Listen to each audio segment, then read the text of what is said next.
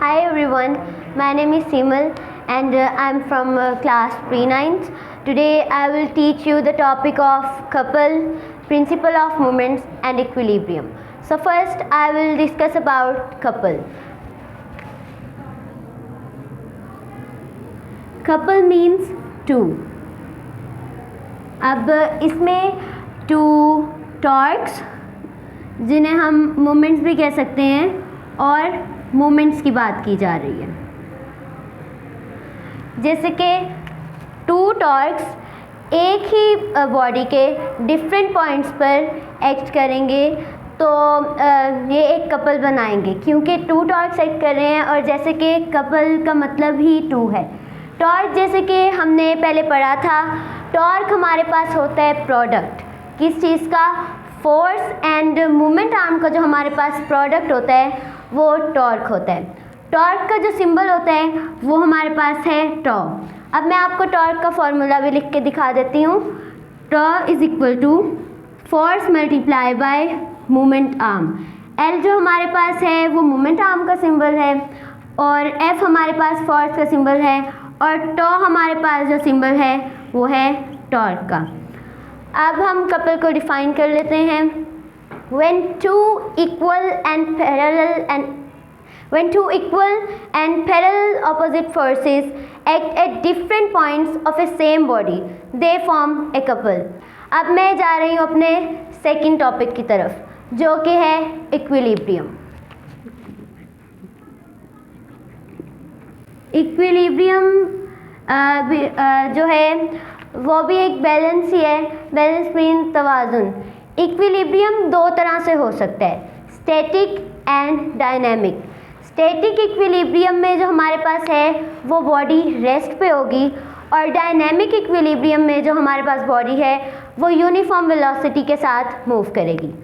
अब हम इक्विलिब्रियम को डिफाइन कर लेते हैं।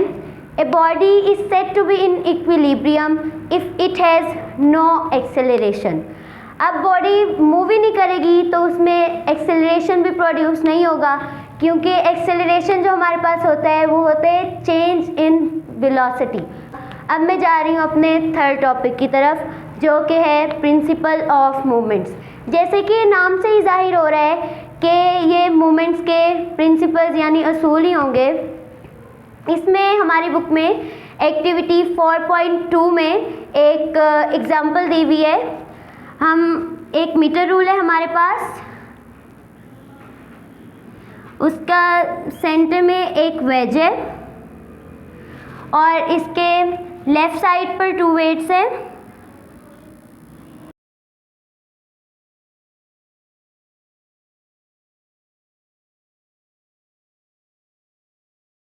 जो हमारे पास मोमेंट आर्म होगा वो हमारे पास होगा L1।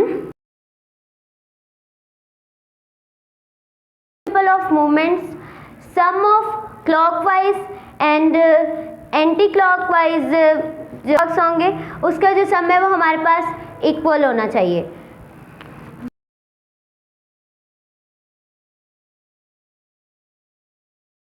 Assalamu alaikum. My name is Manur Arshad. I am from class pre-9. Today I will teach you center of gravity.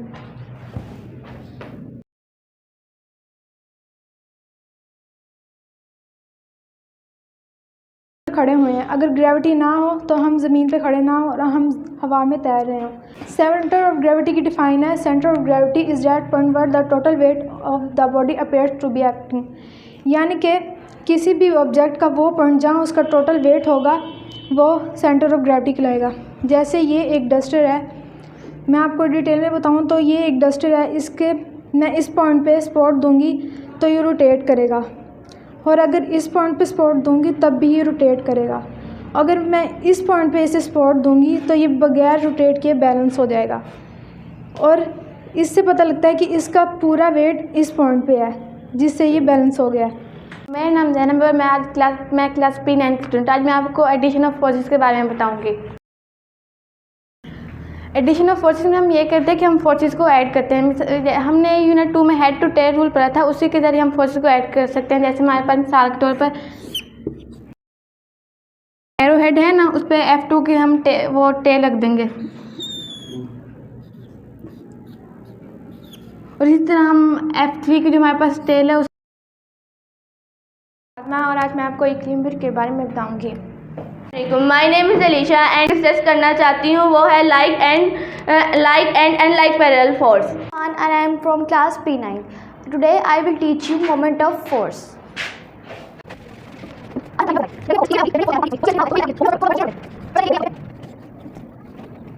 मेरा नाम फातिमा है और मैं क्लास प्री-9 में पढ़ती हूँ। आज हम पढ़ेंगे turning effect of force. The turning effect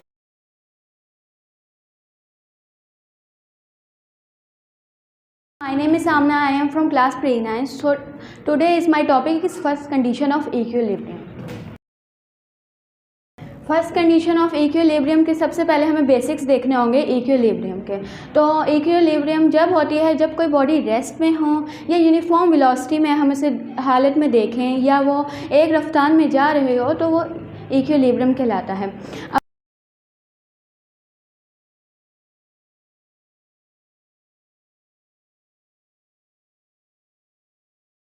I am from class P9. Today I will discuss the topic of perpendicular components.